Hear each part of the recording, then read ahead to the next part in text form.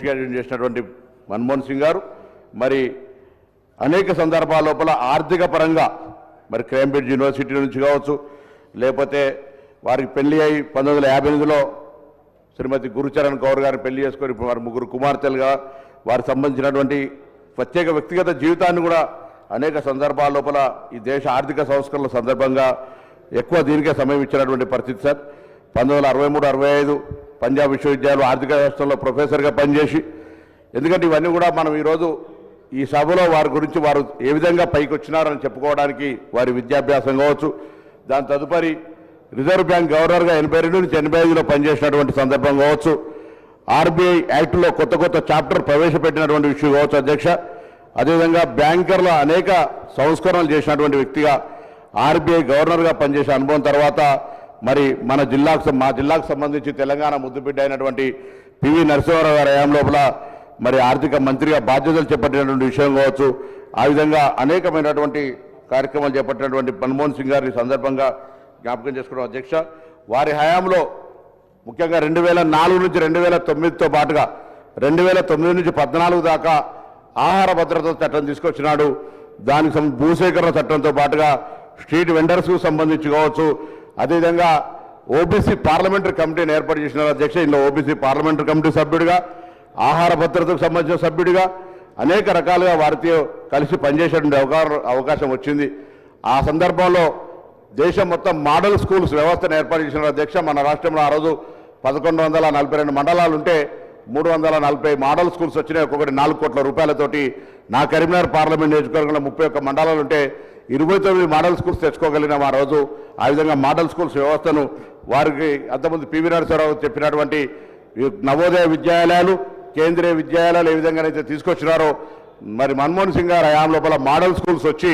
అవి junior college దాకా వచ్చి ఈరోజు విద్యకు సంబంధించి ప్రతి మండల కేంద్రంలో ఒక విద్యను అందించేటువంటి విధంగా ఎదిగినాయి అధ్యక్ష. ఇక ఆర్థిక మంత్రిగా వారు తీసుకున్నటువంటి అనేక అంశాలు తీసుకుంటే 5 సంవత్సరాలు 91 నుంచి 96 దాకా మైనార్టీలో ఉన్నటువంటి ప్రభుత్వానికి సంబంధించి మరి పివి నరసింహారావు గారి యొక్క సంస్కరణలు ఆర్థికంగా ఏ విధంగా ఉండే, భారతదేశం ఏ పరిస్థితి నుంచి ఏ పరిస్థితి దాకా తీసుకొచ్చినారు అనేటువంటి మాట ఇప్పుడున్నటువంటి సభలో ఉన్నటువంటి వక్తలందరూ కూడా మాట్లాడినారు. ఆ రోజు ఉన్నటువంటి పరిస్థితులలో మరి మనం వాస్తవంగా మీరు మంత్రిగా ప్రమాణ స్వీకారం చేయడానికి రావాలని పివి నరసింహారావు గారు పంపితే వారంతా సీరియస్గా తీసుకోకపోతే మరి మన్మోహన్ సింగ్ గారిని పివి నరసింహారావు గారు ఆదేశించి మంచి బట్టలు వేసుకొని మీరు ఆయనకి రావాలని చెప్తే అప్పుడు వారు ఆ ప్రధానమంత్రిగా ఆదేశాన్ని తీసుకొని మంత్రిగా ప్రమాణ స్వీకారం చేసి ఇంతకుముందు చెప్పినట్టుగా రాజకీయాలకు సంబంధం లేకున్నప్పటికీ కూడా ఒక నిపుణుడిగా, ఆర్థిక నిపుణుడిగా ఈరోజు ఈ కార్యక్రమాలు తీసుకొచ్చినటువంటి మన్మోహన్ సింగ్ గారు మనకు ఆర్థిక మంత్రిగా, దాని తదుపరి ప్రధానమంత్రిగా అయినటువంటి సందర్భం లోపల మరి ఈరోజు మనం అందరం జ్ఞాపకం చేసుకుంటా ఉన్నాం. ఈ సందర్భం లోపల ఇంతకుముందు ముఖ్యమంత్రి గారు చెప్పినట్టుగా ఎస్పీజీ అయితే ఒక గ్లోబలైజేషన్ తీసుకొచ్చినటువంటి పద్ధతి ఉందో దాని ద్వారా ఈ దేశం ఇంత పెద్ద ఎత్తున మనం విస్తరించుకోగలుగుతా ఉన్నాం. ఆర్థికంగా మనం ముందుకు పోతున్నటువంటి సందర్భం లోపల మరి ఇవన్నీ మననం చేసుకుంటున్నామనే మాట మనం చేస్తూ వారు అన్నిటికంటే ఎక్కువ ఉపాధి హామీ చట్టం, దాంతో పాటుగా ప్రభుత్వం నిర్ణయాలకు సంబంధించి ఎవరైనా పారదర్శకంగా ఆ నిర్ణయం మీద సమాచారం తెలుసుకునేటువంటి రైట్ టు ఇన్ఫర్మేషన్ యాక్ట్, ఇది ఏ రాజకీయ నాయకుడు ఏ ప్రపంచంలో ఎవరు కూడా ధైర్యం చేయని విధంగా, దాని తర్వాత సరే రాజకీయాల సంబంధం లేదు, రాజకీయాలు దానికి ఏ విధంగా నీరుగార్చులు అనేటువంటి చర్చ ఇప్పుడు అవసరం లేదు, కానీ ఆర్టీఐ యాక్ట్ తీసుకొచ్చి పారదర్శకతకు సంబంధించి ఒక పెద్ద గొప్ప పేరు తీసుకొచ్చుకున్న వ్యక్తి. ఆ విధంగా మరి ఆర్టీఐ యాక్ట్ని తీసుకొచ్చడం, అదేవిధంగా భూసేకరణకు సంబంధించి కావచ్చు, లేదా ఫుడ్ ఫర్ యాక్ట్, ఆహార భద్రత కావచ్చు, లేదా జాతీయ ఈ యొక్క 72,000 కోట్ల రూపాయల రుణమాఫీ ఆ రోజు 12,000 కోట్ల రూపాయలు ఆంధ్రప్రదేశ్కే మాఫీ అయిన సంగతి కావచ్చు. ఆ విధంగా 1894లో అప్పటి చట్టాలను మార్చి 2013లో భూసేకరణ చట్టం కావచ్చు. ఈ విధంగా చారిత్రాత్మకంగా అనేకమైనటువంటి చట్టాలు తీసుకోవడంతో పాటుగా ప్రత్యేకంగా తెలంగాణకు సంబంధించి ఈరోజు మనం మాట్లాడుకుంటున్నటువంటి రాజధాని హైదరాబాద్ సంబంధించినటువంటితో సహా తెలంగాణ ఇవ్వడానికి వారు ఏ విధంగా సమయస్ఫూర్తి చూపెట్టి హైదరాబాద్తో సహా తెలంగాణ ఇవ్వడానికి వారు చూపెట్టినటువంటి కావచ్చు. ఆ రోజు మనకు సంబంధించిన మెట్రో రైలు కావచ్చు, లేదా హైదరాబాద్లో ఉన్నటువంటి ఆనాడు ఔటర్ రింగ్ రోడ్డుకు సంబంధించి మరి ప్రపంచ బ్యాంక్ నిధులతోటి ఇవ్వడం కావచ్చు, ఈ విధంగా ఒక్కొక్క ప్రతి హైదరాబాద్ నగరానికి సంబంధించిన అభివృద్ధి విషయం లోపల కూడా తెలంగాణ అభివృద్ధికి సంబంధించిన విషయం లోపల వారు ఒక్కొక్క గొప్ప విషయం అనేది మాట సందర్భంగా మార్పు చేస్తూ మరి వ్యూహాత్మక దృక్పథం రాజకీయ ధైర్యం లేకుండా భారతదేశ అపూర్వ సహకారం సాధ్యమయ్యేది కాదని మన్మోహన్ సింగ్ గారు లేకుంటే సాధ్యమయ్యేది కాదని అమెరికా అధ్యక్షుడు ఒబామా గారు జో బైడెన్ గారు అన్నారు. అదేవిధంగా భారత తన ప్రముఖ కుమారులు ఒకరిని కోల్పోయిందని ఆఫ్ఘనిస్తాన్ మాజీ అధ్యక్షుడు హమీద్ కర్నాయ్ గారు కూడా తెలిపారు. ఈ విధంగా ప్రపంచం మొత్తంగా వారి మరణం పట్ల తీవ్ర సంతాపాన్ని వ్యక్తం చేసినటువంటి సంతాపం. 33 ఏళ్ళు రాజ్యసభ సభ్యుడిగా వివిధ సందర్భాల్లో భారతదేశానికి సంబంధించిన రాజకీయ జీవితాల్లో సేవ చేసినప్పుడు మొన్న కూడా 90 సంవత్సరాల వయసులో కూడా వీల్ చైర్లో వచ్చి కూడా రాజ్యసభలో ఒక సందర్భం అయితే ప్రజాస్వామ్యాన్ని కాపాడడానికి ఓటేసినటువంటి వ్యక్తి వయసుతో సంబంధం లేకుండా ఎప్పుడు, ఎందుకంటే 5 సంవత్సరాలు అనేక సందర్భాల్లో తెలంగాణ ఉద్యమానికి సంబంధించి అది ఉభయ సభలను ఉద్దేశించి రాష్ట్రపతి ప్రసంగించే సభ కావచ్చు లేదా ఇంకొక సభ కావచ్చు, అనేక సందర్భాల్లో తెలంగాణ కావాలని ఆనాడు పార్లమెంట్ సభ్యులందరం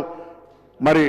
మాట్లాడే సందర్భం, ఉద్యమించే సందర్భం లోపల అనేక సందర్భాల్లో ప్రధానమంత్రిగా వారు మమ్మల్ని పిలిచి అనేక కోర్ కమిటీ అప్పుడు ఉండేటువంటి ఒక